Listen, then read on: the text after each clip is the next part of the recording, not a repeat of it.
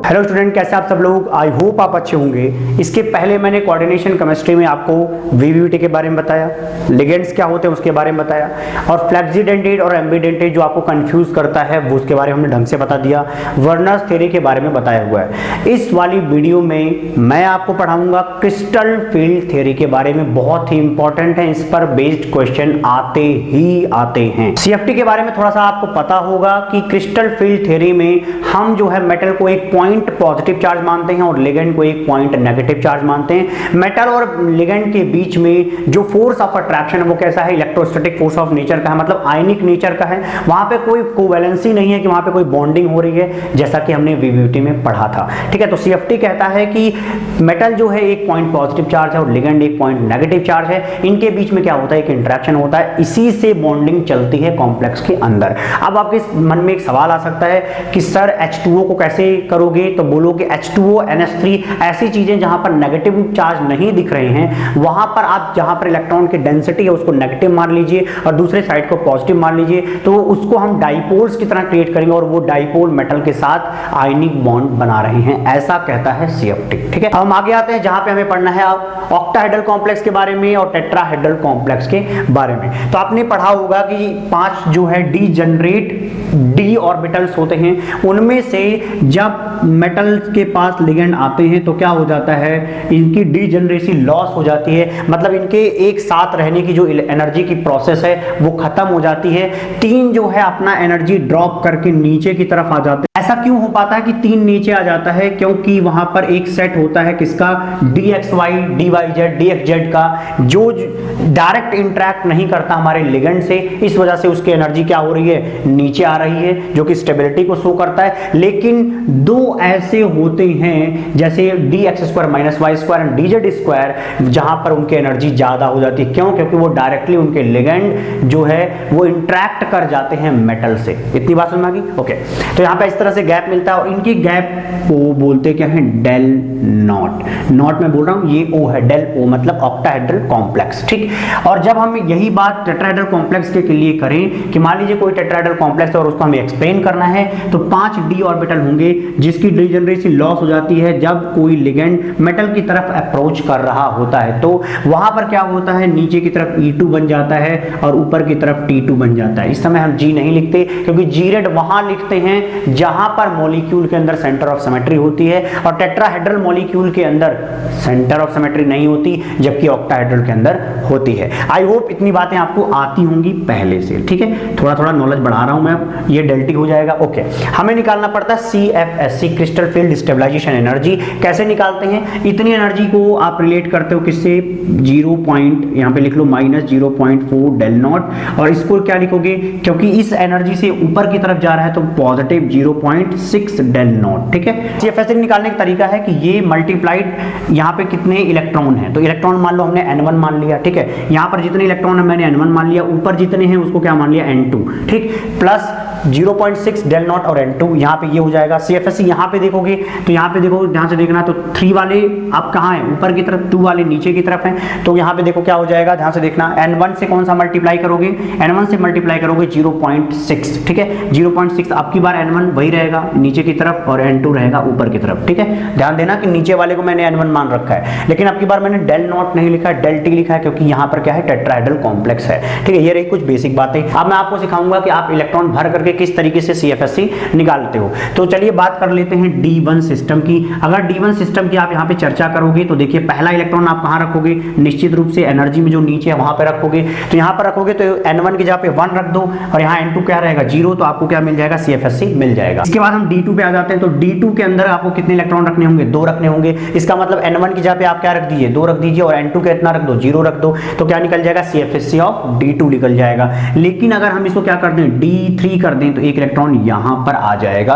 फिर क्या करिए? यहाँ पर 3 पुट कर दीजिए, इसको 0 पुट कर दीजिए, CFSC आ जाएगा। समस्या आती है D4 के केस में, वहां पर हमें strong field ligand and weak field ligand के बारे में समझना पड़ता है। इस कॉन्सेप्ट को ध्यान से सुनना, क्योंकि मुझे पता है कि कई बच्चे इसको गलत तरीके से समझ जाते हैं, इसके एक्चुअल थ्योरी को समझते ही नहीं है, रट लेते हैं कि ऐसा हो जाता है। ठीक है, लेकिन ऐसा ना करें, ध्यान से सुनिएगा। कर लेते हैं D4 करके। ठीक है, चलो इसको D4 बोल देते हैं, जो यहाँ पे मैंने लिख रखा है। ध्यान से सुनिएगा कि मान लीजिए हमारा चौथा इलेक्ट्रॉन है, ठीक है। अब ये चौथा इलेक्ट्रॉन कहाँ आना चाहेगा, वो यहाँ आना चाहेगा पेयर होने के लिए या यहाँ जाना चाहेगा E2 में। ये इस बात पे डिपेंड करता है कि उसका फायदा कहाँ है। फायदा कैसे ढूंढेंगे, ध्यान से समझना। जब ये इलेक्ट्रॉन यहाँ पर आएगा ना पेयर करने, क्योंकि इस ऑर्बिटल में पहले से एक इलेक्ट्रॉन मौजूद है, दूसरा इलेक्ट्रॉन लाओगे तो इनको बीच में क्या होगा, रिपल्सन होगा, और उस रिपल्सन को मिनिमाइज करने के लिए जो एनर्जी हमें बाहर से लगानी पड़ती है उसी एनर्जी को पेयरिंग एनर्जी कहते हैं। मतलब पेयरिंग एनर्जी पेयर करवाने के लिए जरूरी है, मतलब हम खुद देते हैं। बात समझना ध्यान से। अगर सिस्टम खर्चा कर रहा है खुद की एनर्जी को तो उसको प्रॉफिट नहीं है इस इलेक्ट्रॉन को यहां रखने में, ठीक है, ध्यान समझना। अब वो क्या कर सोचेगा कि देखो ऊपर जाने में ज्यादा फायदा है क्या, अगर उसको फायदा ऊपर मिलता तो ऊपर निकल लेगा। ये जो गैप है वो क्या है, डेल नॉट है। अगर ये डेल नॉट की वैल्यू बहुत ज्यादा है किससे, पेयरिंग एनर्जी से, तो वो सोचेगा क्यों ना मैं यहीं पेयर हो जाता हूं, क्योंकि ऊपर जाने में तो डेल नॉट की वैल्यू ज्यादा पड़ रही है और ज्यादा एनर्जी मैं खर्च करना नहीं चाहता, इस वजह से हम पेयरिंग करवा लेते हैं। तो क्या लिखोगे, पेयरिंग अकर्स।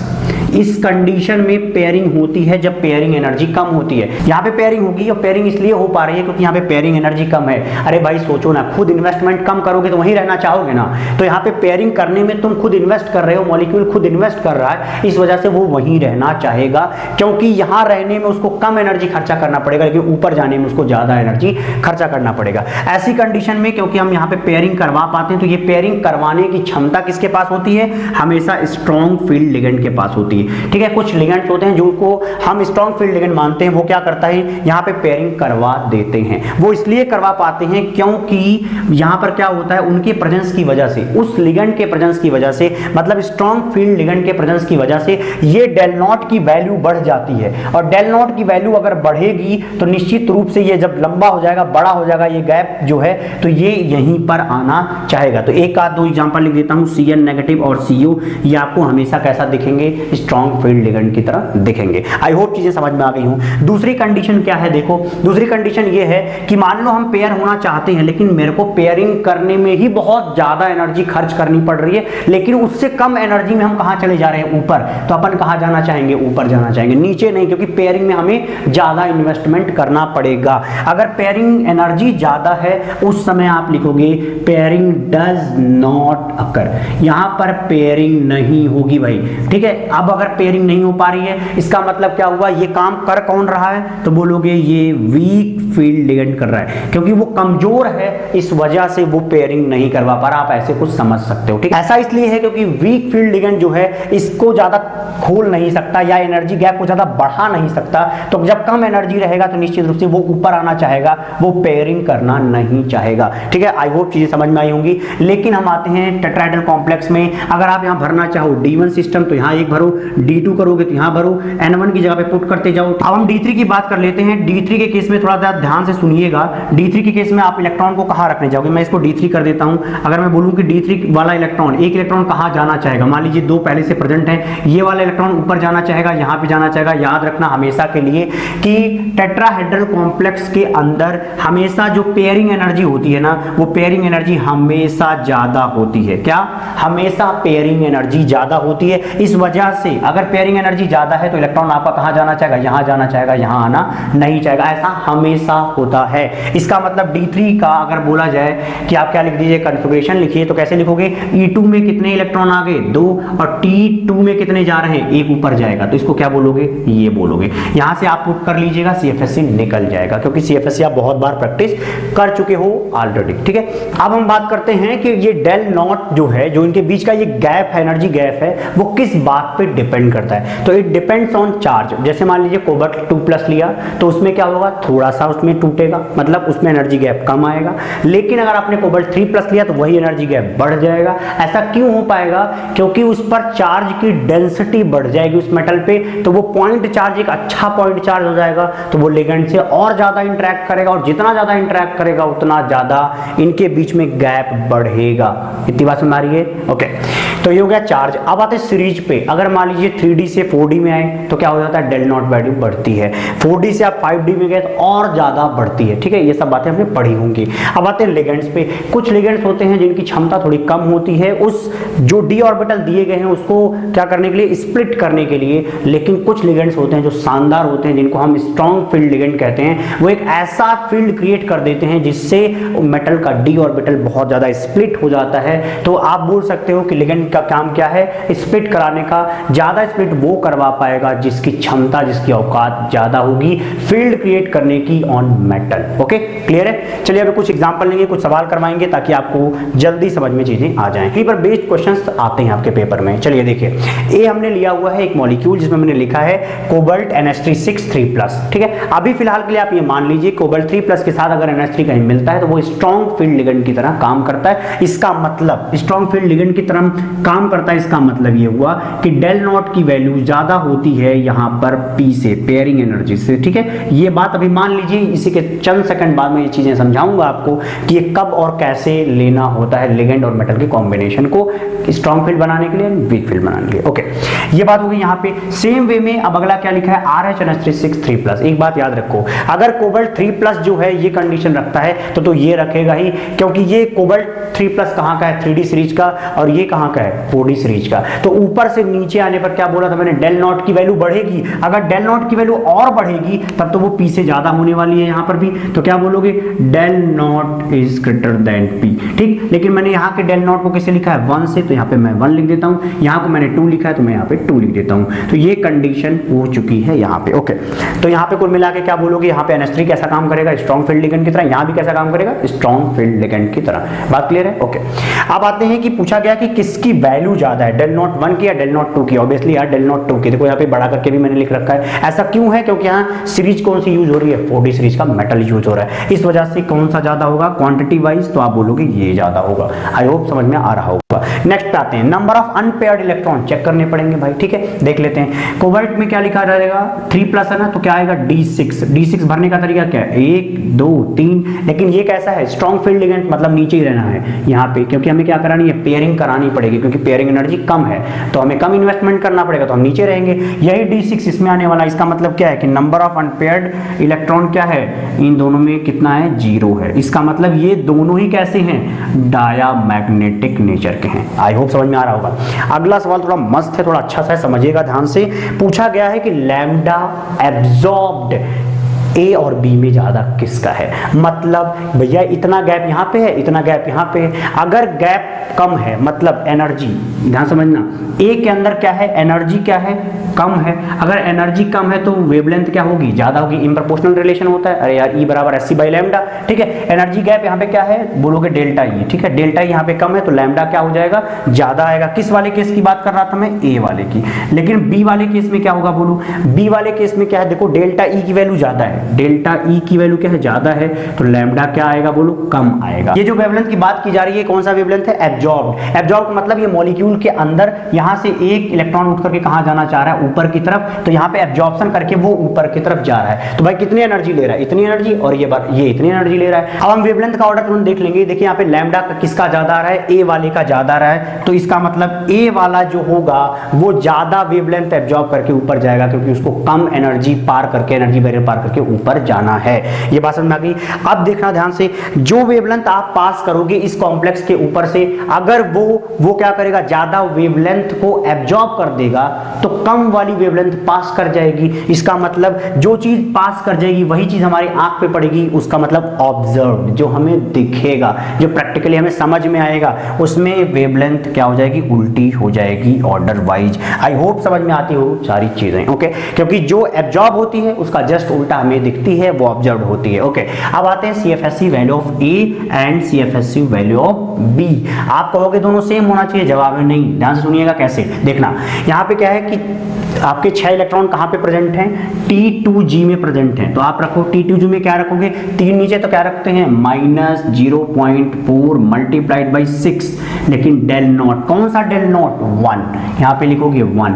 यही चीज यहाँ पे लिखो, -0.4 × 6 डेल नॉट लेकिन यहाँ क्यों लिखोगे 2। अब बताओ CFSC वैल्यू किसकी ज्यादा है मेरे भाई, 1 ज्यादा है या 2, ये चेक कर लो, क्योंकि सामने वाली क्वांटिटी तो सेम है यहाँ पे, 1 और 2 में किसका ज्यादा देख लो, 2 वाला ज्यादा है, इसका मतलब CFSC वैल्यू ऑफ बी क्या आएगा, ज्यादा आएगा। ठीक है, अगर कभी आपसे पूछा जाए तो ऐसे सवालों का जवाब आप दे पाए। CFT के एक इंपॉर्टेंट पॉइंट की तरफ चलते हैं जो कि हमें पढ़ना है स्पेक्ट्रोकेमिकल सीरीज के नाम पे। ये आपको एक सीरीज दी गई है, ये सीरीज आपको याद करना है। ये किस बात की सीरीज है, तो ऐसे याद रखो, जो हमने पढ़ा था वो स्प्लिटिंग पैरामीटर डेल नॉट जो दो डी के बीच में होता है, मतलब ऐसे समझो T2G और EG के बीच में जो गैप होता है उसी को क्या बोलते हैं, ऑक्टाहेड्रल फील्ड में डेल नॉट बोलते हैं, या इसको डेल ओ बोल सकते हो। ठीक है, इसका ये ऑर्डर है। मान लीजिए कि हमने क्या किया, एक कॉम्प्लेक्स फिक्स कर दिया।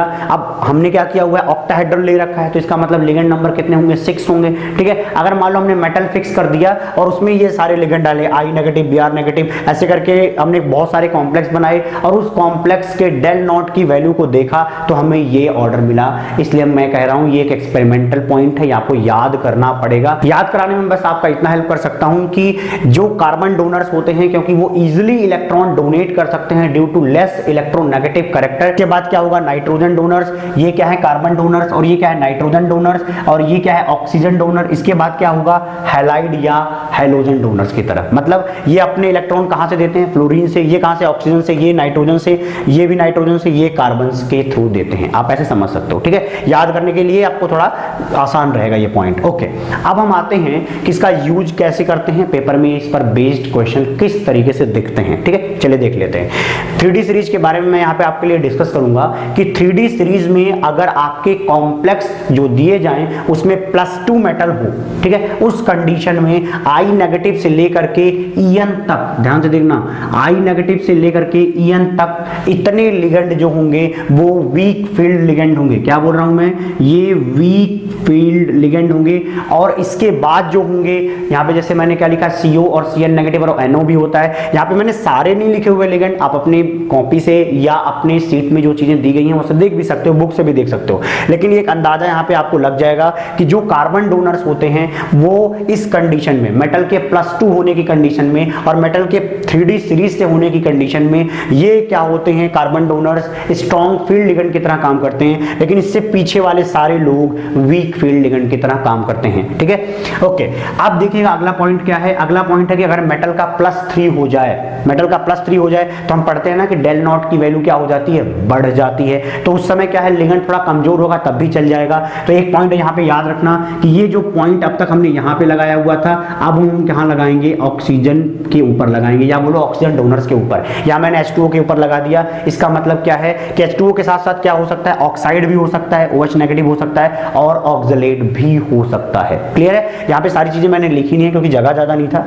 ठीक है, इसके साथ समझो ये सारी चीजें भी हैं। और अगर मेटल के +3 के साथ, ध्यान देना, अगर मेटल के +3 के साथ इनमें से कोई भी आएगा, इनमें से कोई भी आएगा तो वो क्या कहलाएगा, वीक फील्ड लिगेंड कहलाएगा। वो क्या कहलाएगा, वीक फील्ड लिगेंड कहलाएगा। लेकिन H2O तक मैं बोल रहा हूं, लेकिन H2O क्या है, एक बॉर्डर लाइन है। H2O में 2 हिस्से हो जाते हैं, ध्यान समझना, इसलिए मैंने इसके ऊपर बनाया हुआ है। H2O में 2 हिस्से हो जाते हैं, या बोलो ऑक्सीजन डोनर के 2 हिस्से हो जाते हैं। कोबाल्ट के साथ अगर ये सारी चीजें मिलती हैं, कोबाल्ट 3+ के साथ ये सारी चीजें मिलती हैं, तो ये हमेशा स्ट्रॉन्ग फील्ड लिगेंड की तरह काम करेंगे। ठीक है, अगर ये किसके साथ मिलेंगे, ध्यान से सुनेंगे, ये किसके साथ मिलेंगे, कोबाल्ट के साथ मिलेंगे तो स्ट्रॉन्ग फील्ड लिगेंड की तरह काम करेंगे। लेकिन अगर यही चीज मैग्नीज +3 और आयरन +3 के साथ मिलेंगे तो ये चारों चीजें वीक फील्ड लिगेंड की तरह काम करेंगे। ठीक है, क्या बोला मैंने, कोबाल्ट 3+ के साथ ये सारी चीजें क्या होंगी, स्ट्रॉन्ग फील्ड लिगेंड, लेकिन Mn3+, Fe3+, इनके साथ ये वीक फील्ड लिगेंड की तरह काम करेंगे। अब आपके दिमाग में आ सकता है स्कैंडियम 3+, टाइटेनियम 3+, वैनेडियम 3+ और क्रोमियम 3+ के साथ ये कैसा काम करेंगे। तो याद रखो भाई, स्कैंडियम के लिए क्या लिखोगे, D0, भाई स्कैंडियम 3+ का मतलब 0।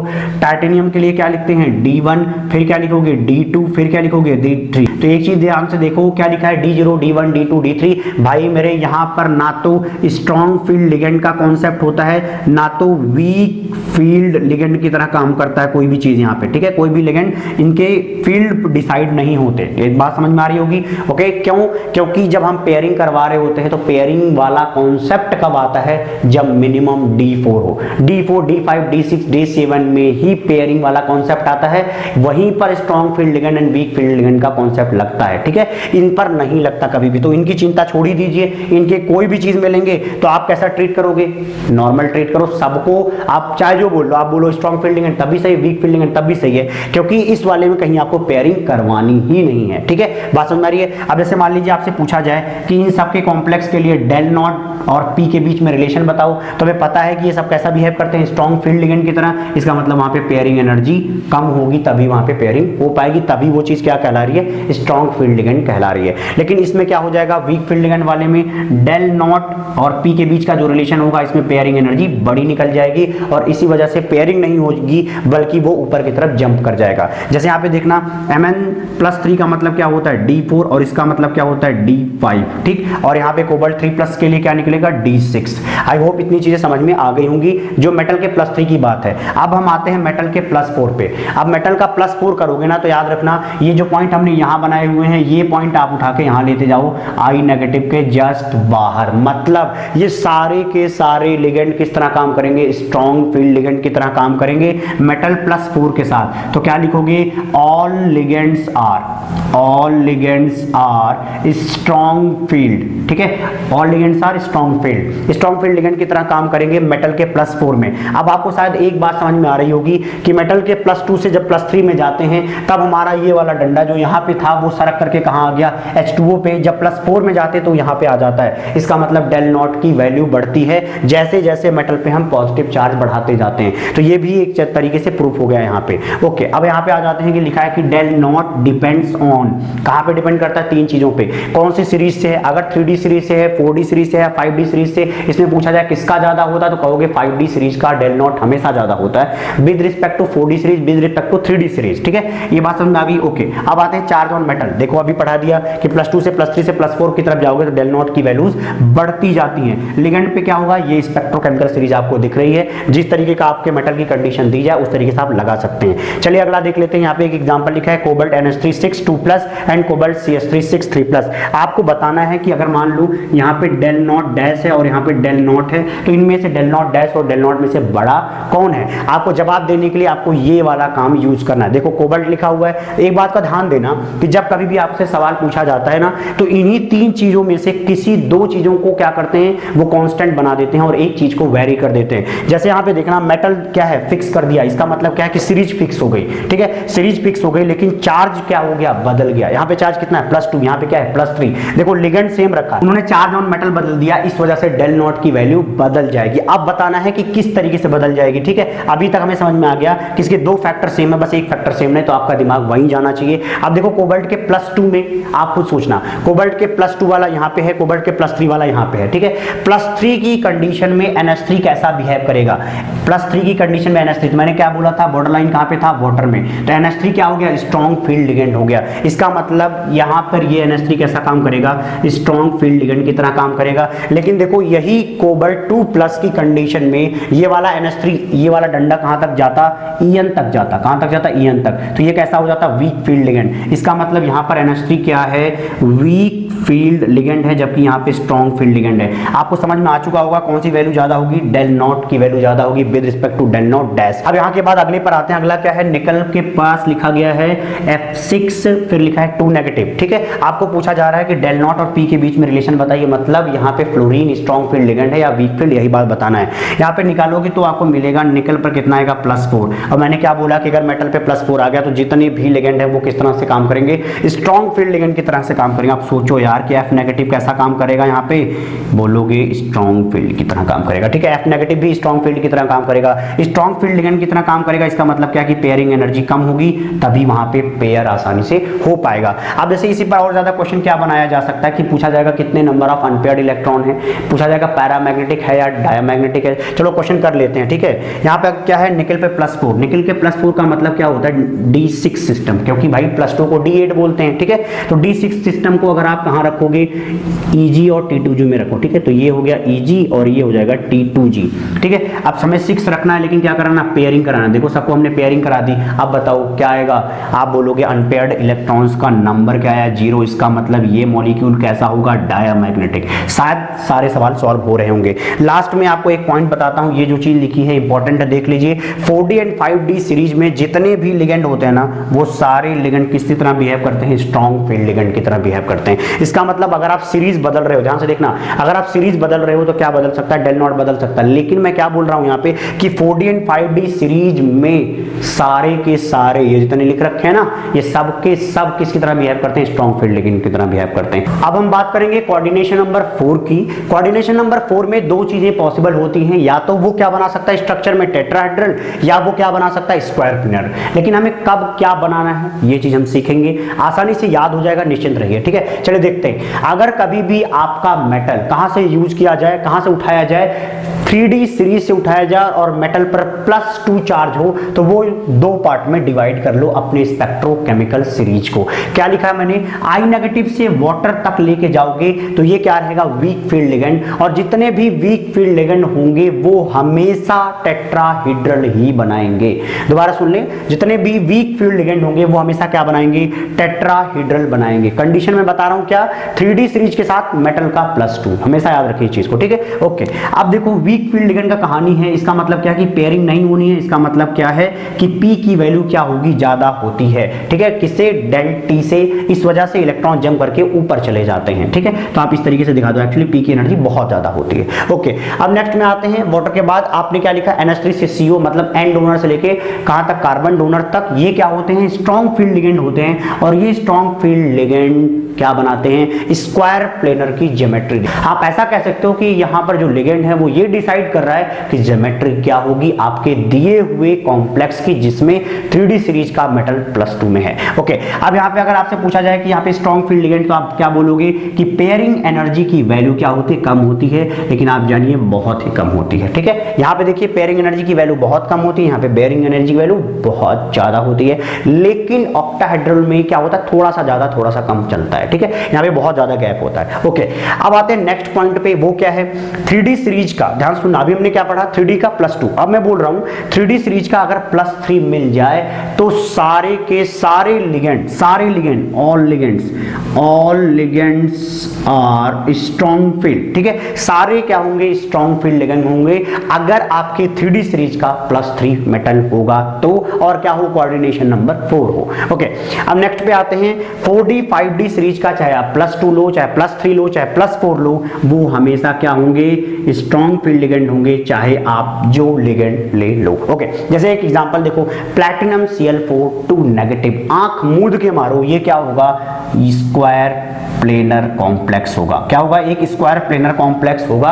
यहाँ पे Cl किस तरीके का बिहेव कर रहा है, आप बोल सकते हो, बेझिझक बोलो, ये स्ट्रॉन्ग फील्ड लिगेंड की तरह काम कर रहा है, क्योंकि यहाँ पे देख लो कंडीशन समझ में आ रही है। अगले शानदार एग्जांपल की तरफ चलते हैं, जो कि है D10 का कॉन्फ़िगरेशन हमेशा क्या बनाता है, टेट्राहेड्रल बनाता है, क्योंकि टेट्राहेड्रल के हमें sp3 की जरूरत होगी और D पूरा भर जाएगा। अगर आप कहां से देखोगे, हाइब्रिडाइजेशन वाले कॉन्सेप्ट से, जल्दी समझ में आ जाएगा। D10 क्या होगा, टेट्राहेड्रल। जैसे एग्जांपल देख लो, जिंक पे के साथ हमने क्या लिखा, Cl4 2 नेगेटिव, निकालोगे D10 आएगा। यहां पे निकालो NiCO4, निकल पे क्या आएगा, 0 ऑक्सीडेशन स्टेट, इसलिए क्या आएगा, D10 फाइनली। ठीक है, बात समझ आ रही है, यहाँ पे आपको एग्जांपल मिल चुका है। अब आपसे पूछा जाए NiCN4 2 नेगेटिव क्या है, क्या ये स्क्वायर प्लेनर है, क्या ये वाला टेट्राहेड्रल है, चलिए देख लेते हैं। ठीक है, Cn वाला क्या होता है बोलो, अभी यहाँ पे आता है ना Cn CO के पीछे, तो कैसा काम करेगा, स्ट्रॉन्ग फील्ड लिगेंड की तरह। इसका मतलब ये स्क्वायर प्लेनर होगा, ये कॉम्प्लेक्स स्क्वायर प्लेनर है। ठीक है, यहाँ पे बोलो Cl के साथ, तो Cl कहाँ आता है, इस वाले फील्ड में आता है, इस वाले में। ठीक है, तो यहाँ पे वीक फील्ड हो गया, इसका मतलब क्या हो गया, वीक फील्ड में क्या बनाना होता है, टेट्राहेड्रल बनाना होता है। ठीक है, ये टेट्राहेड्रल और ये क्या, स्क्वायर प्लेनर। अगला देखिएगा, जो कि मैंने VVT आपको रटने को बोला था, वो चीज मैं यहाँ पे समझा दूंगा आपको। देखिए, कोबाल्ट CN4 2 नेगेटिव आप निकालेंगे तो यहाँ पे आएगा कोबाल्ट का 2+, मतलब D7 कॉन्फ़िगरेशन।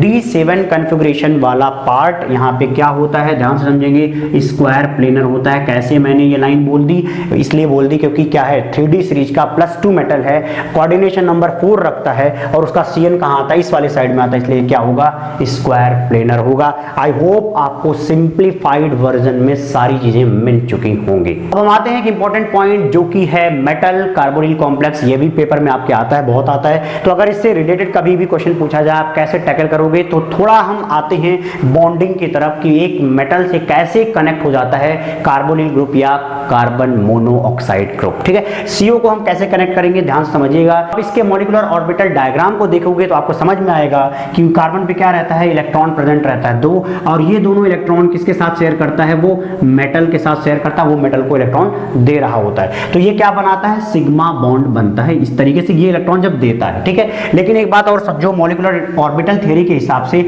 अगर कहीं पर पाई बॉन्ड प्रेजेंट है तो निश्चित रूप से उसका पाई स्टार भी वहीं प्रेजेंट होगा। तो जो मैंने अभी बनाया ना ये चीज, ये क्या है, पाई स्टार ऑफ CO है। ठीक है, पाई स्टार ऑफ CO। तो क्या होगा, अगर मान लो मेटल के पास क्या है, इलेक्ट्रॉन की डेंसिटी प्रेजेंट है, और अक्सर ऐसा रहता है, तो ये इलेक्ट्रॉन डेंसिटी किसके साथ वो शेयर करता है, इनके साथ शेयर करता है, मतलब वो एक बॉन्ड बनाता है। ध्यान से देखिएगा, सिग्मा तो पहले इस लिगेंड ने बना दिया, अब मेटल क्या कर रहा है, इसके बाद इसको दे रहा है। ध्यान समझे, तो एक तरीके से क्या हो गया, इलेक्ट्रॉन का यहां से यहां ट्रांसफर हो रहा है मेटल टू कार्बोनिल की तरफ। तो इसको बोलते हैं सिनर्जिक बॉन्डिंग या बैक बॉन्डिंग, क्योंकि सिग्मा बॉन्ड तो बन चुका है, ये कोऑर्डिनेट पाई बॉन्ड बनाएगा जो कि सिनर्जिक बॉन्डिंग या बैक बॉन्डिंग कहलाता है। ठीक है, इतनी बात समझ आ रही है। इस तरीके से ध्यान से देखें तो हम क्या समझ पा रहे हैं कि अगर मेटल के पास इलेक्ट्रॉन डेंसिटी बहुत ज्यादा हो, ध्यान से सुनिएगा इस लाइन को, मेटल पर इलेक्ट्रॉन की डेंसिटी बहुत ज्यादा हो तो वो आसानी से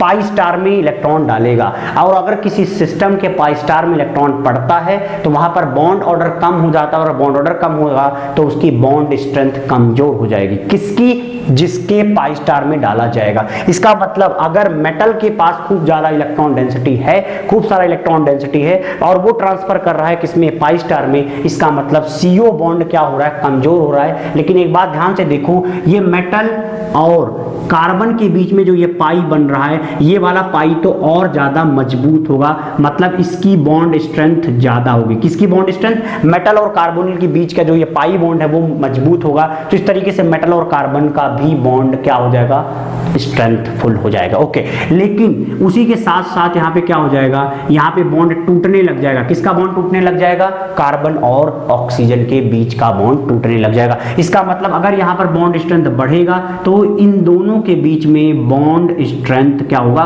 घट जाएगा। बस इतने कॉन्सेप्ट को आप दिमाग में रखिएगा। ओके, नेक्स्ट पॉइंट है, मतलब इसी को मैंने यहाँ पे लिख रखा है, if the electron density increases. क्या लिखा है, if the electron density increases on metal then metal transfer electron density from d orbital of metal to pi star of the CO। इस वजह से bond strength of metal and carbon bond क्या हो जाता है, यहाँ पे देखिए मेटल और कार्बन का बॉन्ड में क्या हो जाता है, बॉन्ड स्ट्रेंथ बढ़ जाती है, लेकिन बॉन्ड स्ट्रेंथ ऑफ कार्बन और ऑक्सीजन के बीच में क्या हो जाता है, घट जाता है। तो शायद बात समझ में आ रही होगी। इस क्वेश्चन को कर लेते हैं जिसमें आपको 3 कॉम्प्लेक्स दिए गए हैं और आपको मेटल और कार्बन के बॉन्ड स्ट्रेंथ के बारे में पूछा है, फिर आपको कार्बन और ऑक्सीजन के बॉन्ड स्ट्रेंथ के बारे में पूछा है। तो आप इस पर फोकस करें, इसका जस्ट उल्टा कर देंगे तो ये वाला ऑर्डर बन जाएगा। देखिए अब यहाँ पे वैनेडियम पे क्या आएगा, आप देखेंगे ऑक्सीडेशन नंबर तो क्या आएगा, यहाँ पे -1 आएगा, यहाँ पे क्या आएगा, 0 आएगा, जबकि यहाँ पे निकालोगे तो +1 आएगा। ठीक है, अगर मेटल पर क्या होगा, पॉजिटिव चार्ज होगा, ध्यान देना इस बात को,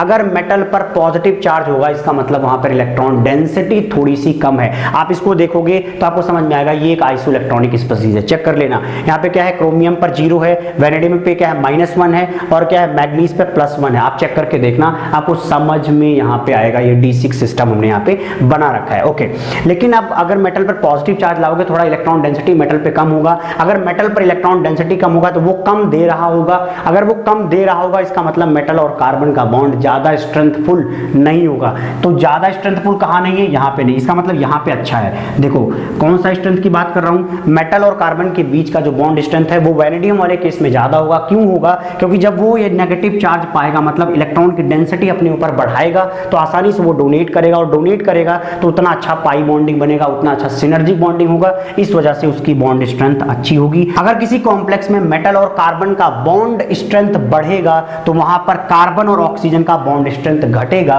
इसका मतलब ये उल्टा ऑर्डर आ जाएगा। ठीक है, तो इस तरीके से हमें पता है कि CO का बॉन्ड स्ट्रेंथ कहां पर ज्यादा आएगा, यहां पर ज्यादा आएगा, क्योंकि मेटल के पास ज्यादा इलेक्ट्रॉन नहीं है पाई स्टार में डालने को। जब ज्यादा इलेक्ट्रॉन डेंसिटी पाई स्टार में नहीं जाएगी, इसका मतलब वो मजबूत रहेगा। क्या? CO का बॉन्ड स्ट्रेंथ मजबूत होगा, मतलब बॉन्ड स्ट्रेंथ ज्यादा होगा। आई होप समझ में आ गया होगा। ओके, तो इतना सा कॉन्सेप्ट था। मिलते हैं आपको अगली वीडियो में, तब तक के लिए खुश रहिए, प्रसन्न रहिए और शेयर जरूर करें, एक दूसरे को में फैलाएं, क्योंकि मैंने बहुत कोशिश की है इस वीडियो में सारे कॉन्सेप्ट एक साथ रख करके आपको समझाने की। मिलते हैं आपको अगली वीडियो में।